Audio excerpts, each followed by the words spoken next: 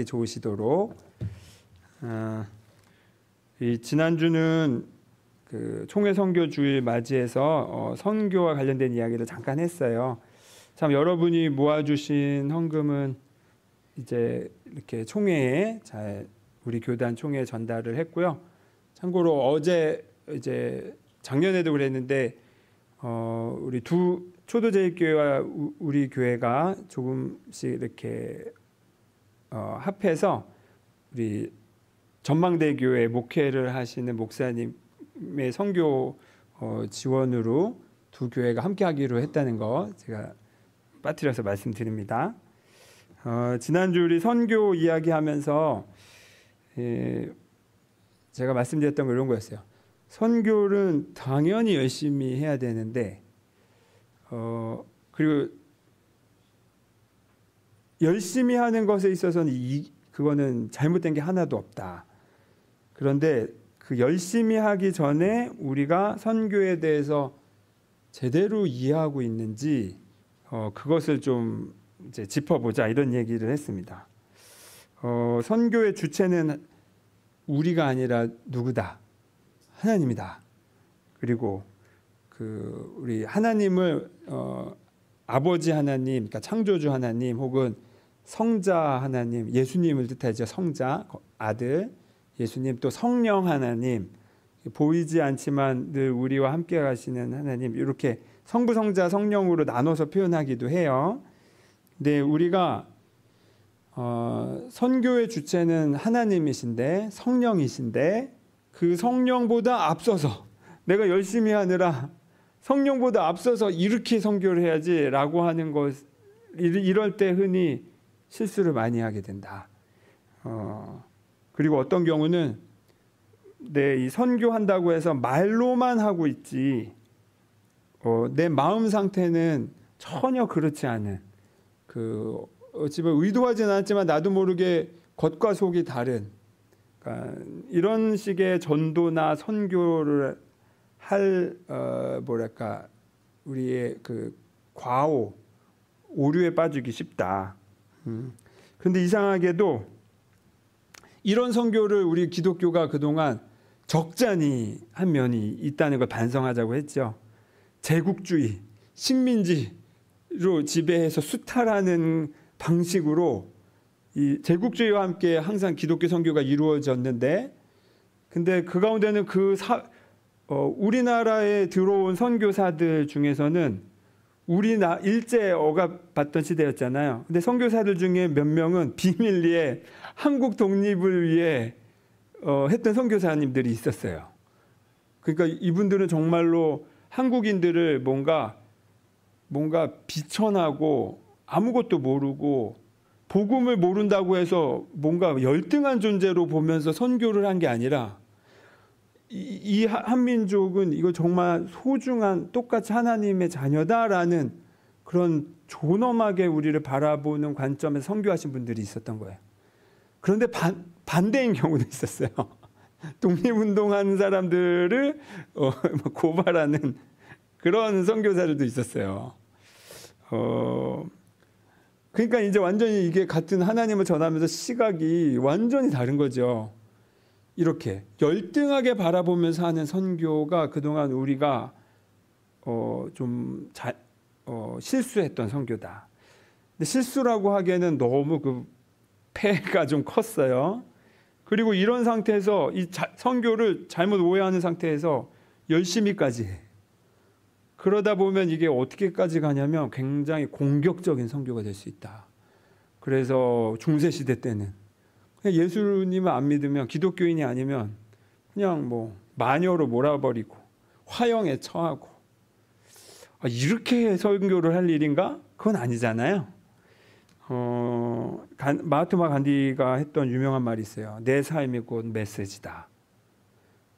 우리는 말하는 거를 메시지라고 생각하는데 그렇지 않다. 그럼 마하트마 간디가 그렇게 멋있게 표현했지만 예수님은 이미 주구장창 하시는 말씀이다. 위선에 대해서 굉장히 경고를 하셨잖아요. 선교를 하기 전에 그래서 우리가 깨어 있어야 되는 건 그냥 내 삶 자체가 누군가에게 예수님을 믿는다는 건 저렇게 산다는 거구나. 내가 하나님이 있는지 없는지 잘 모르겠는데 하나님이 있다면 저런 사람을 통해서는 알 수 있겠다. 이렇게. 그래서 우리 삶 자체가 선교가 되게 하자. 그러기 위해서는 근데 그러면 이 중에 선교 제대로 할 사람이 누가 있어요? 완벽한 사람이 없는데. 그렇잖아요. 저도 그래요. 이것을 완벽한 다음에 선교하자 이런 식으로 이렇게 제가 말씀드리는 게 아니라 내 겉과 속이 말과 행동이 벌어지지 않고 가능한 한 이게 붙는 게 중요하다는 걸 아는 상태에서 하자는 겁니다. 그러면 그렇게 되게 돼 있어요. 그리고 어떤 경우는 내가 뭔가 큰 잘못을 하거나 실수를 했을 때 그때에 깨어 있어서 내가 내 자신을 그런 나 자신, 미운 나 자신, 수치스러운 나 자신을 어떻게 대하는가 자체도 메시지가 돼요. 그래서 저 사람은 지금 되게 스스로 괴로울 수 있는 상황인데도 그거에 오래 머물지 않고 되게 마음이 건강하구나. 예를 들면 이런 것도 메시지가 될 수 있는 거죠. 내가 고난을 통과하는 방식조차도. 그러기 위해서는 우리 많은 말을 하기보다는 저는 반대로 한마디 선교, 전도, 복음을 전하기 위해서 10번의 침묵하는 시간, 내가 나 자신을 돌아보는 시간을 갖자고 말씀드리고 싶어요. 그게 바로 내 말과 내 겉과 속이 벌어지지 않고 붙기 위한 시간이에요. 근데 이런 메시지를 저는 살아오면서 그렇게 많이 들어보진 못했어요, 교회에서. 그냥 무조건 가서 전도해 와라. 이런 말만 들었고, 그러니까 막 내가 내 자신을 성찰하는 거는 더 뒷전이고, 그냥 한 명이라도 지옥 가지 않게 해야지. 이런 마음으로 했는데, 지옥도 사실 이렇게 바라볼 건 아니고, 이건 제가 여러 번 말씀드렸잖아요. 아주 차근차근, 더디더라도 진실하게 가자. 이 말씀을 드리고 싶습니다. 그리고 이제 이어서 우리 팔복이라고 하는 오늘 읽은 구절 마지막을 하려고 해요. 우리 5장 9절에서 12절을 우리 다시 한 번만 같이 읽어보겠습니다. 5장 9절에서 12절 시작. 화평하게 하는 자는 복이 있나니 그들이 하나님의 아들이라 일컬음을 받을 것이며 의를 위하여 박해를 받은 자는 복이 있나니 천국이 그들의 것임이라. 나로 말미암아 너희를 욕하고 박해하고 거짓으로 너희를 거슬러 모든 악한 말을 할 때에는 너희에게 복이 있나니 기뻐하고 즐거워하라. 하늘에서 너희의 상이 큼이라. 너희 전에 있던 선지자들도 이같이 박해하였느니라. 아멘. 네, 오늘은 10절, 11절, 12절을 나누려고 해요. 근데 그러기 위해서 9절을 함께 읽었는데요. 의를 위하여 박해받은 자에 대해서 나와요. 이 의를 위해서 박해받은 자는 결국 뭘 했기 때문에 박해를 받는 건가요? 의를 위해서였는데 요 의의 내용이 무엇일까 하면 바로 그 앞절 9절에 화평케 하는 자. 그러니까 평화를 행하는 거가 의를 위하는 행동이었고 그것 때문에 박해를 받는다는 거예요. 지금 산상설교가 이제 쭉 한 사람의 내면의 변화의 과정, 사람 됨됨이의 여정이라고 그랬죠. 그래서 평화를 행하다 보니 박해를 받는 겁니다. 그리고 그 평화의 내용은 뭐냐면 자비예요, 자비. 내가 사랑으로 자비로 대하는 거. 이게 평화를 행하는 거고 그런데 박해를 받는데요. 이 사람 보고 복되다고 하는 겁니다. 자, 근데 이제 하나 짚고 싶은 게 있어요. 10절에 의를 위하여, 위하여라고 돼 있죠. 위하여. 그리고 11절에 나로 말미암아라고 돼 있어요. 말미암아. 위하여와 말미암아가 같은 단어예요. 이제 헬라어 성경에는. 그래서 요거를 좀 다르게 표현하자면 저는 때문에라고 말하고 싶어요. 요거는 이제 제가 지금 이 설교를 하고 있는 자료를 쓰신 강일상 목사님의 의견이기도 해요. 저도 거기에 동의를 해서 여러분과 나누고 싶은데, 자 보세요. 위하여와 때문에의 뉘앙스 차이 느껴지세요? 비교해 보세요. 자, 의를 위하여 박해받는다라고 했을 때의 느낌과 의 때문에 박해받는다라고 했을 때 느낌, 차이 어떤 차이일까? 의를 위하여, 우리 보통 위하여는 나라를 위하여, 민족을 위하여, 하나님을 위하여 이런 말 많이 쓰죠. 위하여라는 거는 내가 아예 목적 의식을 가지고 그거를 위해서 박해를 받든 안 하든 상관없이 그냥 가는 거예요. 그런데 의 때문에 박해를 받는다라는 건 어때요?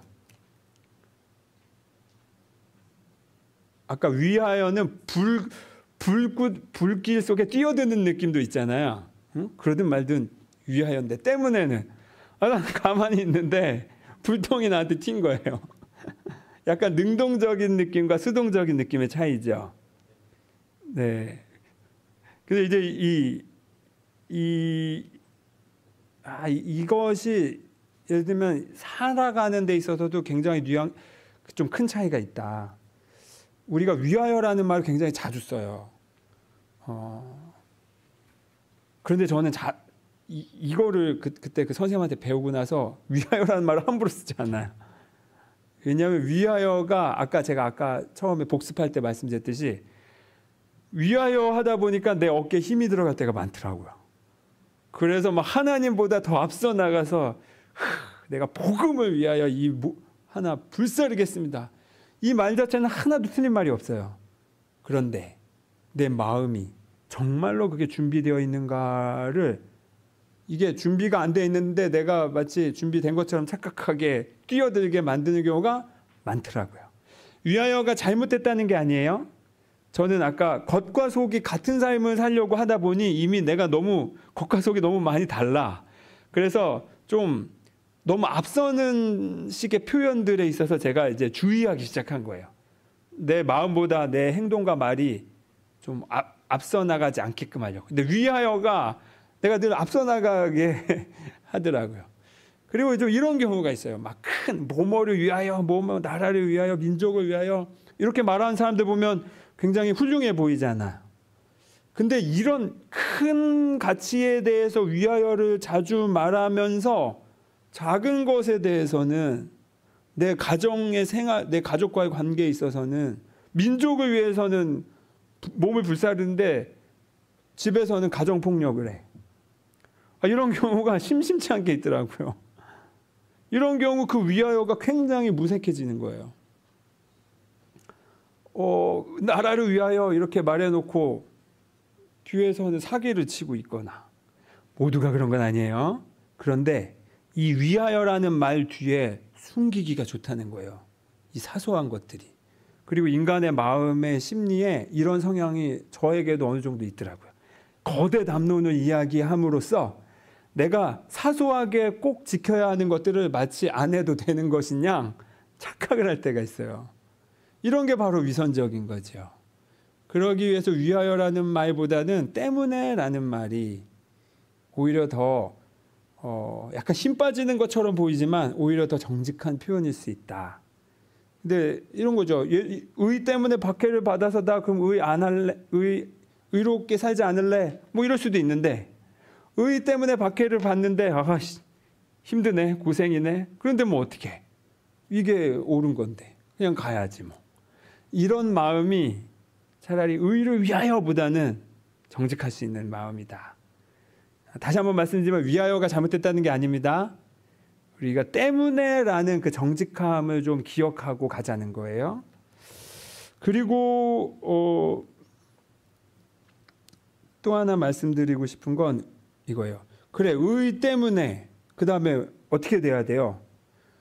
여기서 의라는 것을 이렇게 쉽게 설명해 드릴게요. 이렇게 의하면 우리는 좀 저 같은 경우 자꾸 정의로운 거, 막 부조리에 막 저항하는 거, 의를 이렇게만 생각하는데 이 성경에서 말하는 의는 그런 것뿐만 아니라 좀 더 넓게 보면 그냥 어떻게 사는 게 옳은 거냐 이 뜻이에요.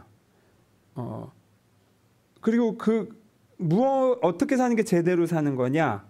그 제대로 살아야 구원의 삶을 사는 거니까. 그래서 의라는 단어가 성경에서 자주 나오는데 좀 넓은 의미로 쓰시면 돼요. 어떻게 하면 올바르게 살고 제대로 사는 거냐 이런 뜻으로 보시면 돼요. 그런데 그래서 내가 의 때문에 사는데 의롭게 사는데 올바르게 사는데 그러면 그 결과는 어떻게 해야 되는 겁니까? 당연히 행복해야 되잖아. 그런데 엉뚱하게 박해를 받는데요. 이게 앞뒤가 안 맞죠. 왜 그럴까? 왜 그럴까?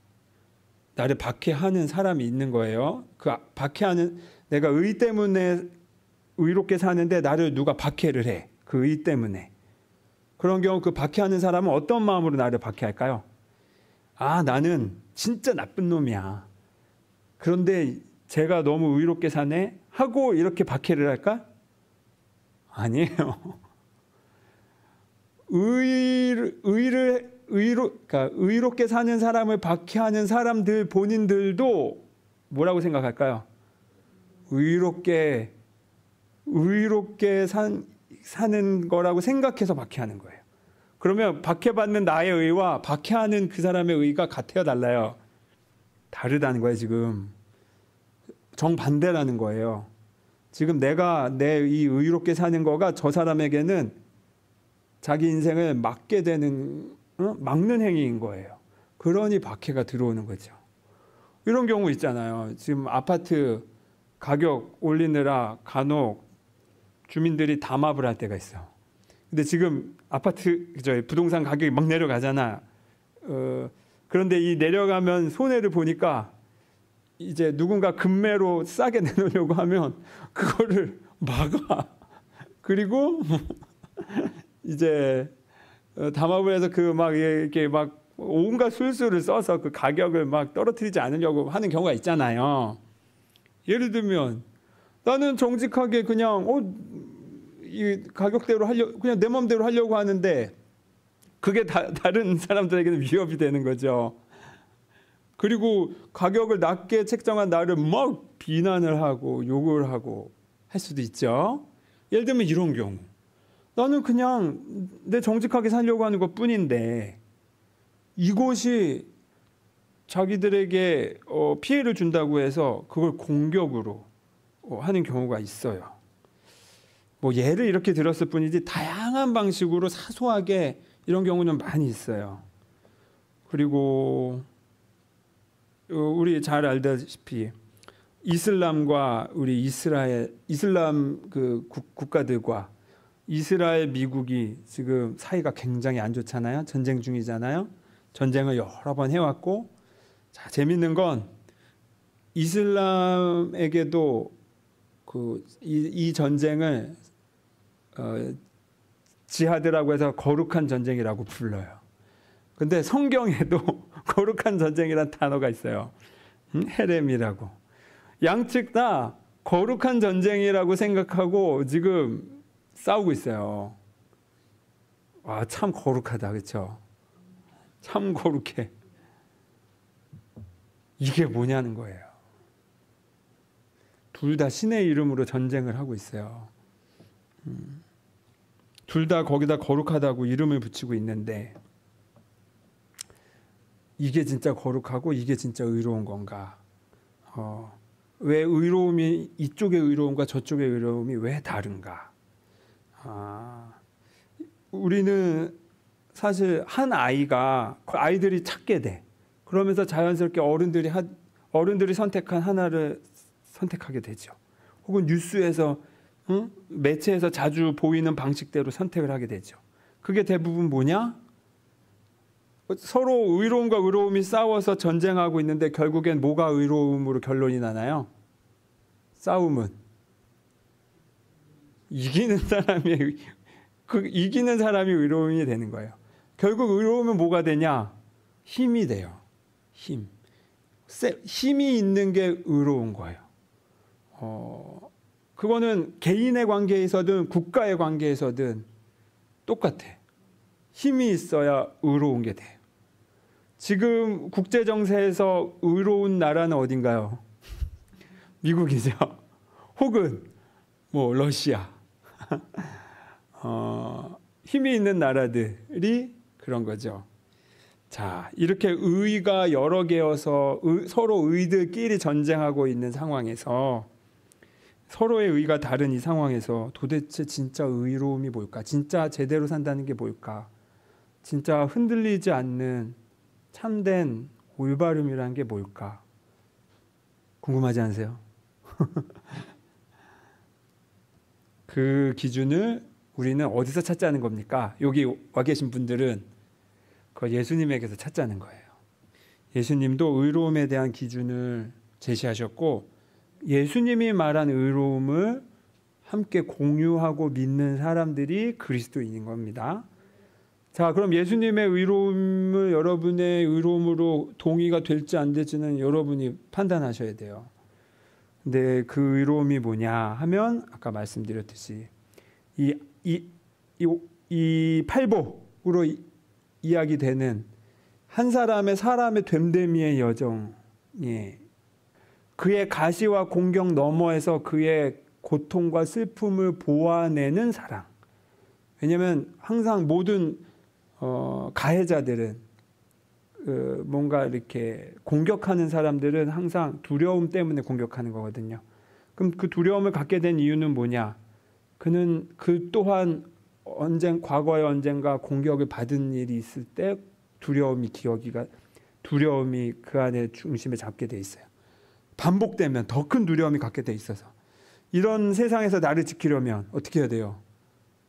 나도 칼을 빼야죠. 그리고 그게 나도 모르게 막 내 곁에 있는 사람들을 나도 모르게 상처 입히는 방식으로 드러나게 돼 있기 때문에 이런 원리를 알고 자비로 대하자. 그래서 평화를 행하자가 예수님의 의로움이에요. 그런데 예수님의 이 의 때문에 박해를 받는데요. 그럼 박해를 하는 사람들은 누구일까요? 이 예수님의 의, 자비, 사랑의 실천. 누군가가 공격을 해도 맞받아치는 게 아니라 그냥 약간 비껴서서 그의 핵심을 봐주는 이런 식의 사랑이 불편한 사람들이 있는 거예요. 예수님의 사랑은 그래서 겉으로 보기에는 희생처럼 보인다고 했죠. 십자가에 달렸는데 저주를 퍼붓는 게 아니라 용서해달라는 기도를 되려 하니 저 바보 같은 사람, 저 맨날 당하기만 하고 이렇게 보이는 거죠. 그런데 예수님의 그런 희생처럼 보이는 사랑은 결국 계속 공격하는 사람을 어떻게 하게 되냐면 뻘쭘하게 만들어요. 공격을 이렇게 때렸을 때 하고 하는 사람 있어야 때리는 사람도 그 때리는 게 정당화되고 뭐 의미가 있는데, 때리는데 반응을 안 해. 그러면 더 이상 이게 때릴 수가 없게 돼. 웃는 사람에게 침 못 뺀다는 말처럼. 그러니까 실은 우리가 그 사랑에 이르기는 좀 어렵지만 그 사랑의 가치를 이해하고 있다면 그건 어마어마한 힘이 돼요. 그 어떤 공격도 무색하게 만들어버리는 힘이 실은 예수님의 그 사랑과 자비라는 거죠. 그런데 이것이 싫은 거예요. 저런 식으로 예수님의 저 사랑 앞에 내 공격이 더 수치스러워져. 그리고 저 예수님의 저 사랑 때문에 사람들이 막 모여드니까 내 지분을 뺏기는 것 같아. 내 손님을 뺏기는 것 같아.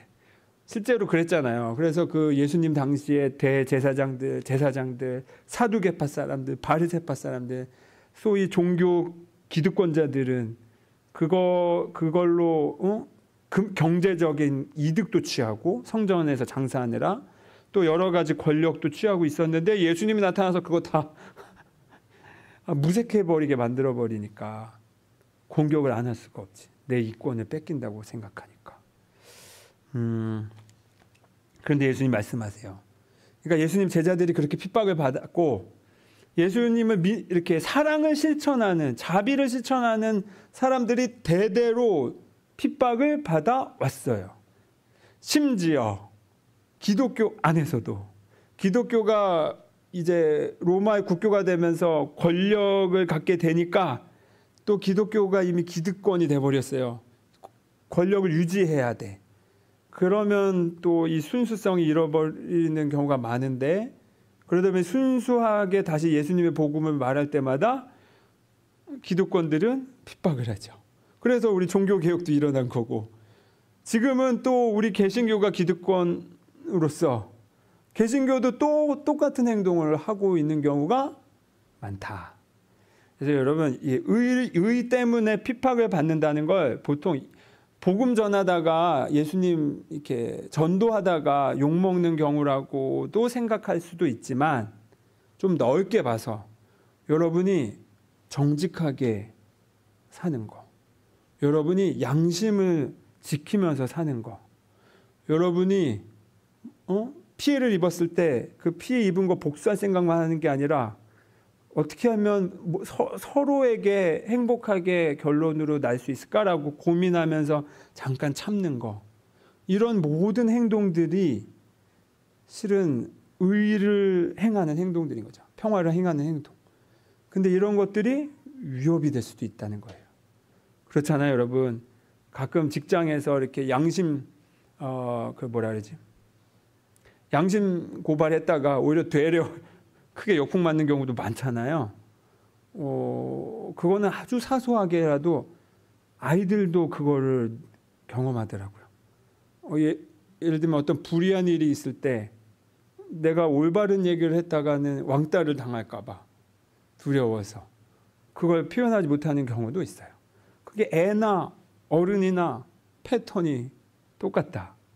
그런데 그때 용기를 낼 수 있는 거. 근데 그 용기를 내려면 자존감이 좀 있어야 돼요.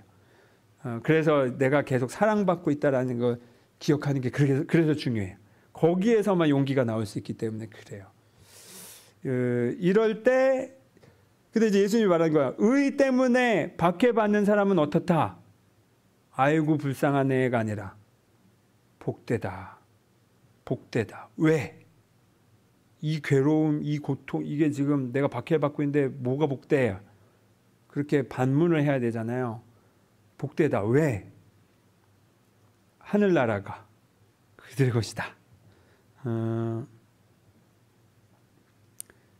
여러분, 하늘나라가 그들의 것이다라는 표현은 지금 이 10절뿐만 아니라 한 번 더 나왔었어요. 어디였을까요? 하늘나라가 그들의 것이다 라고 말한 구절이 그 앞에 있어요. 3절에 심령이 가난한 자는 복이 있나니 천국이 그들의 것이다. 보세요. 지금 대꾸를 이루는 거예요. 팔복의 그 첫 번째, 심령이 가난한 자, 영적으로 부서진 사람, 회개한 사람이라고 했죠. 회개한 사람이 하늘나라를 갔는데, 마지막 구절, 의 때문에 핍박받는 사람들도 하늘나라가 그들의 것이라는 거예요. 이게 절묘하지요. 양쪽이 대꾸를 이루어서 하는 거예요. 근데 둘 다 행복한 사람이에요? 불행한 사람이에요? 이렇게 언뜻 보기에는. 심령이 가난한 사람, 영적으로 부서진 사람, 고통스러운 순간이잖아. 그리고 핍박받는 거, 고통스러운 순간이잖아. 근데 이것이 복되다고 얘기하고 하늘나라가 그들의 것이라고 얘기하고 있어요. 이것은 간단히 말하면 이렇게 말씀드리고 싶어요. 고통 자체가 복이라고 저는 보진 않아요. 고통은 피하면 좋지. 그게 뭐 어떻게 좋아요. 전 싫어요. 너무 싫어. 그래서 저는 좀 겁도, 호들갑도 많이 떨어요. 막 뭐 주사 맞을 때나 뭐. 말로는 이제 센 척 말하고 실제 주사 맞을 때는 이제 막 바짝 긴장하고 이런 사람인데, 고통 자체가 복은 아니나 이거죠. 아까 제가 찬송 부를 때 처음에 말씀드렸던 거예요. 고통을 고통으로만 보면 그건 불행으로 그냥 그렇게 끝나는 건데, 고통일 때 이것을 통해서 하나님은 뭘 나에게 가르쳐 주시려고 하는 거지라고 묻는 사람들에게는 오히려 그 고통이 너무나 큰 선물의 기회가 돼서 결국 하늘나라를 그로 하여금 경험하지 않을 수 없게 만들어준다는 거예요. 그래서 제가 오늘 아침에 전쟁 같은 사랑을 치르고 왔어요. 어제 저녁과 오늘 아침 전쟁 같은 사랑을 치르고 제가 오늘 아침에 기도를 하는데 이게 딱 떠오르는 거예요. 이 순간 내가 깨어서 이거를 마주할 때 이거 하나님이 지금 너 오늘 설교 잘하라고 팁을 주시는 거구나. 왜냐면 제가 그 경험을 해야 여러분에게 그 진동이 전해질 거 아닙니까? 말로만 하는 게 아니라 야 이거를 생생하게 너 먼저 경험하라고 해서 지금 그 아침에 고생을 했구나. 그래. 이제 그 고통에 매몰됐던 마음에서 잠깐 나와서 이것 때문에 하나님이 뭔가 가르쳐 주시려고 하시는 게 있구나 하고 차분히 그날 아침 제가 오늘 묵상했던 말씀은 계속 되뇌이고 이랬더니까 정말로 거기서 딱 이렇게 마음이 나오더라고요. 그런 겁니다, 여러분. 그리고 이거는 여러분 제가 이렇게 지나가면서 하는 말이지만 그 경험은 실로 어마어마하다. 그 복의 내용이 하늘나라래요. 천국이래요. 천국보다 더 좋은 게 없잖아요. 이거는 기독교가 아닌 사람들도 천국이라는 단어를 쓸 만큼 최상의 상태를 뜻하는 상징이잖아요. 근데 그걸 지금 예수님이 쓰신 거예요. 천국이 그들의 것이다. 그리고 재밌는 거 하나는 뭐냐면 이 1절 우리 5장 1절이 이게 예수님이 산 위에서 이제 무리를 보고 말씀을 하시는 거잖아요. 산상설교가 쫙 시작되는데 그 무리를 보고 이 말씀을 쫙 이제 심령이 가난한 자, 애통한 자 하면서 계속 뭐라고 하냐면 그들이라는 단어를 쓰세요. 3절부터 10절까지 그들이 하늘 천국이 그들의 것이고 그들이 위로를 받을 것이고 그들이 땅을 기업을 받을 것이고 또 그들이 배부를 것이고 이렇게 3절부터 쭉 그들 하시다가 그러니까 남 얘기하시는 거죠. 3인칭으로 남 얘기하시는데 11절에 뭐라고 표현하시나요? 나 때문에 나로 말미암아 너희를 욕하고 박해하고 거짓으로 너희를 거슬러 모든 악한 말을 할 때에 너희에게 복이 있다. 그들 하시다가 갑자기 너희라고 하는 거예요. 자 이렇게 하는 거예요. 이제 지금 민도노 목사가 팔복 이제 이 사람 댐댐이의 여정은 이런 거예요 하면서 이런 사람 하다가 갑자기 이렇게 박철순 권사님 이렇게 불러버린 거예요. 윤선영 성도님 이거 성도님 얘기예요. 이렇게 해버리는 건 거예요. 그들 남 얘기하듯이 제 3인칭으로 이야기하다가 그런데 너희가 박해를 받을 때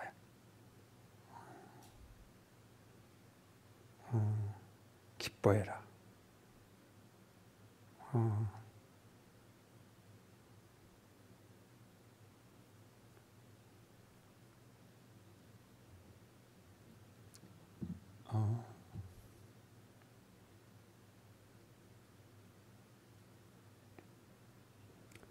예, 저는 참 감사해요. 내 영이 부서졌을 때 그리고 무엇이 의로운 삶인지 몰라서 방황했을 때 그런 세월이 너무 길었어요.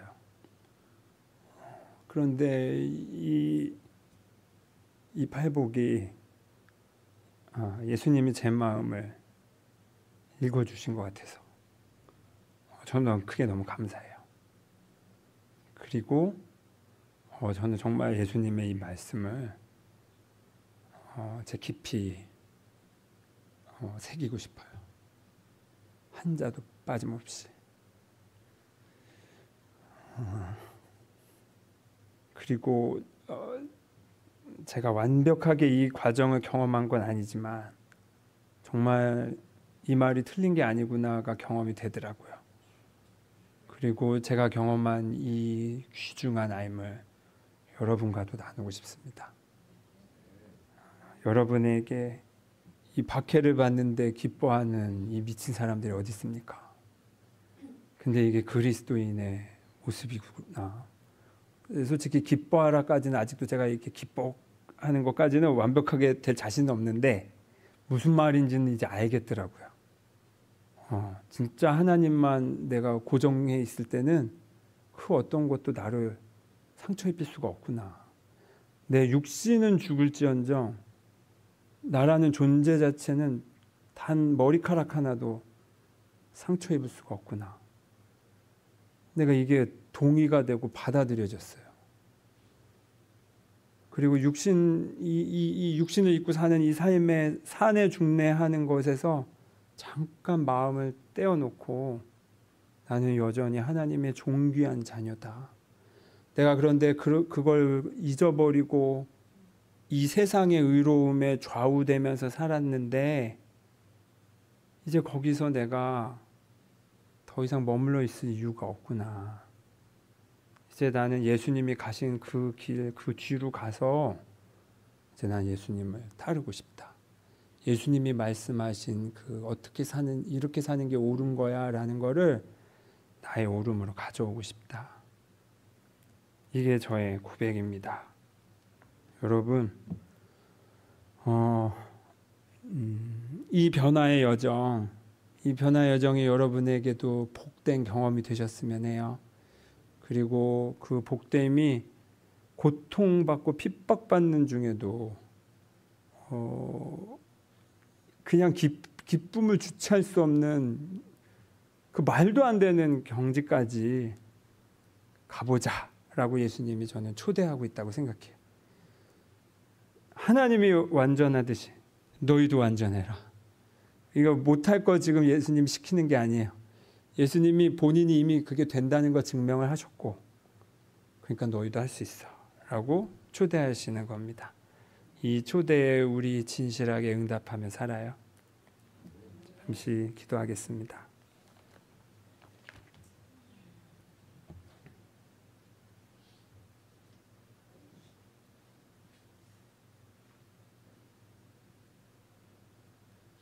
주님,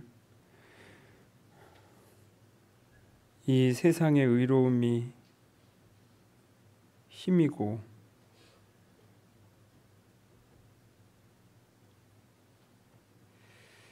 그래서 거기에 그 힘을 얻지 못하면 패배자고 루저라고 생각하는 이 세상에서 제가 살고 있습니다. 그런데 저에게는 그게 더 익숙합니다. 남들보다 더 나아야 행복이라고 생각하는 것. 내가 지금 없는 것을 가져야만 행복이라고 생각하는 게 저의 오래된 믿음이고 의로움이기도 합니다. 주님, 그런데 주님께서 전혀 다른 의로움을 우리에게 말씀하시니 어찌해야 할 바를 모르겠습니다. 저는 아직도 세상의 의로움이 익숙한데 자비와 평화의 의로움을 제가 갈 자신이 없어 보입니다. 그런데 주님, 거듭 고요하게 우리를 부르고 계시니 우리가 이 순간 우리의 오름을 잠깐 내려놓고 예수님께 귀 기울입니다. 그리고 우리의 작은 이 선택이 우리의 마음을 문을 열고 성령님을, 예수님을 우리 가슴에 초대하는 이 작은 선택이 우리 안에 놀라운 기적으로 이어질 수 있도록 우리가 경험하여 알게 하여 주십시오. 하늘나라에 주체할 수 없는 기쁨이 우리의 기쁨이 되도록 인도하여 주십시오. 오늘 예수님의 이 말씀을 따라 복된 여정을 출발합니다. 매일 거듭 출발합니다. 이 여정 가운데 함께 하셔서 우리가 길을 잃지 않도록 또 좌절하고 오래 머물지 않도록 우리에게 새 힘을 불어넣어 주십시오. 우리가 우리 자신을 용서하고 우리 자신의 존귀함을 잊지 않도록 도와주십시오. 예수 그리스도의 이름으로 기도드립니다. 아멘. 봉헌 찬송 드리며